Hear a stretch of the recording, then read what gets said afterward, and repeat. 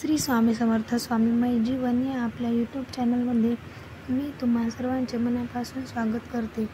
तर आपण नवनवीन व्हिडिओ घेऊन येत असतो। आजही एक नवीन व्हिडिओ आपल्या पुढे आहे। तर आपण जलकूप व्रत कसे करावे याबद्दल माहिती या व्हिडिओमधून जाणून घेणार आहोत। तर सर्वप्रथम जलकूप व्रत करण्यासाठी स्थान निवड करावे। हे व्रत साधारणपणे पवित्र स्थानावर किंवा शांत आणि स्वच्छ ठिकाणी केले जाते। तर योग्य जागेवर पूजा करणे आवश्यक आहे। आपण जिथे पवित्रता राखता येईल त्या ठिकाणी हे व्रत करावे। तर जलकूप तयार करा। एक पवित्र पात्रात कुंड किंवा तांब्याचा कलश किंवा आपण पाणी ठेवण्यासाठी कोणतेही पात्र तांब्या वगैरे वापरतो ते त्यामध्ये पाणी भरावे। या पाण्याला पवित्र करण्यासाठी श्री स्वामी समर्थ महाराजांचा किंवा इतर कोणत्याही देवतेंचा स्तोत्र वाचावे पठण करावे। पाणी ठेवलेल्या ठिकाणी पवित्र आणि शुभ धागा किंवा इतर देवदेवतांचे चित्रही ठेवू शकतो आपण। तर जलकूप व्रत करताना त्या कलशामधील पाण्यावर आपण विविध मंत्र उच्चारणही करू शकतो। श्री स्वामी समर्थ किंवा श्री गणेशाय नमः।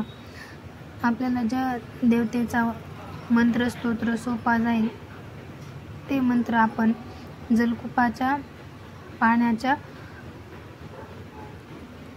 वर हात ठेवून म्हणू शकतो। तर पवित्रतेला ते मंत्र जोडतात आणि आपली श्रद्धा देखील वाढवतात। तर या जलकूपाचा महत्त्वाचा उपयोग काय आहे? एकदा जलकूप तयार झालं की त्या पाण्याचा वापर पूजेसाठी, आरोग्य साधनेसाठी आणि तत्वज्ञान प्राप्तीसाठी देखील केला जातो।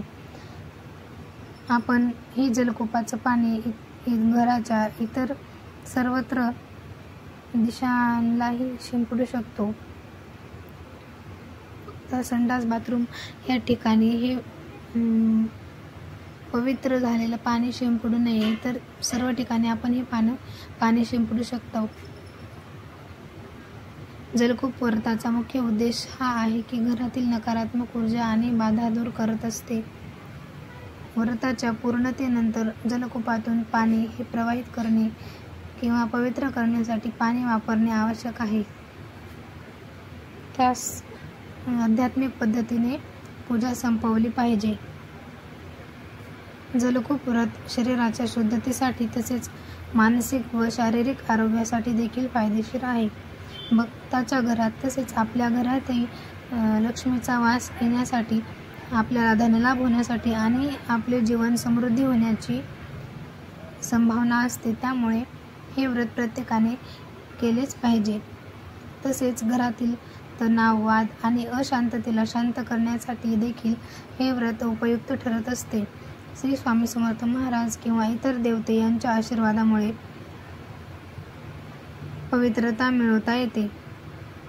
तर जलकूप व्रत ही एक अशी प्राचीन परंपरा आहे ज्याचा उद्देश आपल्या जीवनातील धार्मिक शांती, सुख, समृद्धी आणि आरोग्य